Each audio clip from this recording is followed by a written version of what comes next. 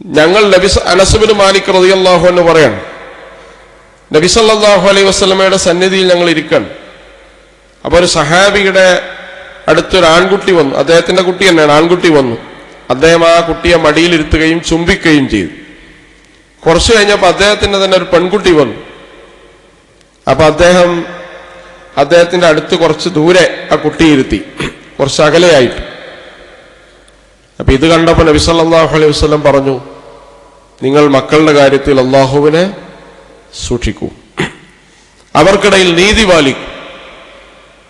ഒരു മനുഷ്യൻ ചെയ്യുന്ന അനീതിയിൽ ഏറ്റവും വലിയ അനീതി സ്വന്തം മക്കൾക്കിടയിൽ ചെയ്യുന്ന അനീതിയാണ്.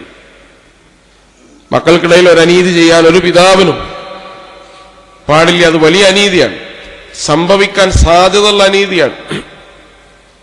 ഇവിടെ ചെറിയ കാര്യമാണ്, രണ്ടു മക്കളെ ഒരേപോലെ പിതാവ് പരിഗണിച്ചില്ല. ഇത് കണ്ടപ്പോഴാണ് റസൂൽ സല്ലല്ലാഹു അലൈഹി വസല്ലം അദ്ദേഹത്തോട് നീതി പാലിക്കാൻ പറഞ്ഞു.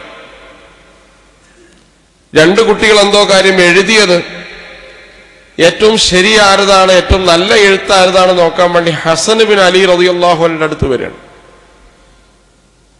അപ്പോ അലി റളിയല്ലാഹു അൻഹു തൊട്ടടുത്ത് നിൽക്കുന്നുണ്ട്.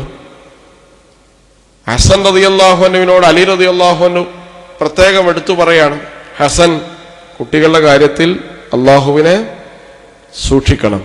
അവരുടെ കാര്യത്തിൽ വിധി കൽപ്പിക്കുമ്പോൾ, തീർപ്പ് കൽപ്പിക്കുമ്പോൾ നീതിപൂർവമായിരിക്കണം. കാരണം കുട്ടികളുടെ മനസ്സിൽ എന്തെങ്കിലും ഒരു അനീതി ബോധ്യപ്പെട്ടാൽ അവരുടെ ജീവിതത്തെയും നിലപാടുകളെയൊക്കെ എന്ത് ചെയ്യും, അത് സ്വാധീനിക്കും. അതുകൊണ്ട് കൂടുതൽ ഗൗരവത്തിൽ നീ എടുക്കണമെന്ന്. അപ്പൊ വ്യക്തികള്, ചെറിയ കുട്ടികള്, സമൂഹങ്ങൾ, സമുദായങ്ങൾ, രാജ്യങ്ങൾ, ഇവിടങ്ങളൊക്കെ ഇടപെടുന്ന സന്ദർഭത്തിൽ അവരോടുള്ള സമീപനത്തിന്റെ ഏറ്റവും കാതലായ വശം നീതിയാണ് എന്ന് വിശുദ്ധ ഖുർആൻ പറയാം. അതുകൊണ്ടാണ് അല്ലാഹു സുബ്ഹാനഹു വ തആല നീതിപൂർവം ഇടപെടാൻ വേണ്ടി നിങ്ങളോട് കൽപ്പിക്കുന്നു എന്ന് പറയുന്നു. നമുക്കറിയാം, ഒരു മനുഷ്യൻ അവൻ ആത്മീയമായ വശങ്ങളുണ്ട്, ധാർമ്മികമായ വശങ്ങളുണ്ട്, ഭൗതികമായ വശങ്ങളുണ്ട്. അപ്പോ ഇസ്ലാം ഈ എല്ലാ വശങ്ങളെയും പരിഗണിച്ച ആദർശമാണ്. ഇപ്പൊ ക്രിസ്തുമതം മനുഷ്യന്റെ ആത്മീയ വശങ്ങളെ മാത്രമേ പരിഗണിച്ചിട്ടുള്ളൂ.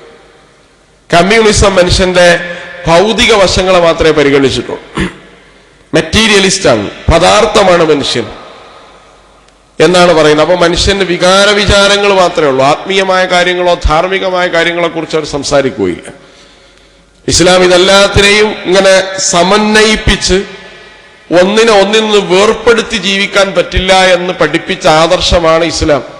ആ ഇസ്ലാമാണ് അള്ളാഹു ദീനായിട്ട് അംഗീകരിച്ചിട്ടുള്ളൂ എന്ന് വിശുദ്ധ ഖുർആൻ തന്നെ പറയും. ഇന്ന ദീന ഇൻദല്ലാഹിൽ ഇസ്ലാം. അള്ളാഹുവിന്റെ അടുക്കൽ അള്ളാഹു സ്വീകാര്യമായ ആദർശം ഇസ്ലാം മാത്രമാണ്. ഈ എന്തിനാണ് മനുഷ്യന്റെ എല്ലാ വശങ്ങളെയും സമന്വയിപ്പിച്ചത്? മനുഷ്യന്റെ ആത്മീയവും ഭൗതികവും ധാർമ്മികവും അതുപോലെ തന്നെ ശാരീരികവുമായ ആവശ്യങ്ങളെ ബന്ധിപ്പിച്ച് ഒരു ജീവിത വ്യവസ്ഥയായി ഇസ്ലാമിനെ പഠിപ്പിച്ചപ്പോൾ ആ ജീവിത വ്യവസ്ഥയുടെ കാതലായി ഖുർആൻ പഠിപ്പിക്കുന്ന എന്താണ്? ജസ്റ്റിസാണ്, നീതിയാണ്. നീതിക്ക് വേണ്ടിയുള്ള മനുഷ്യന്റെ പോരാട്ടങ്ങൾ, സമരങ്ങൾ, ശബ്ദങ്ങൾ, ഇതിന് വലിയ വിലയാണ് ഇസ്ലാം കൽപ്പിക്കുന്നത്.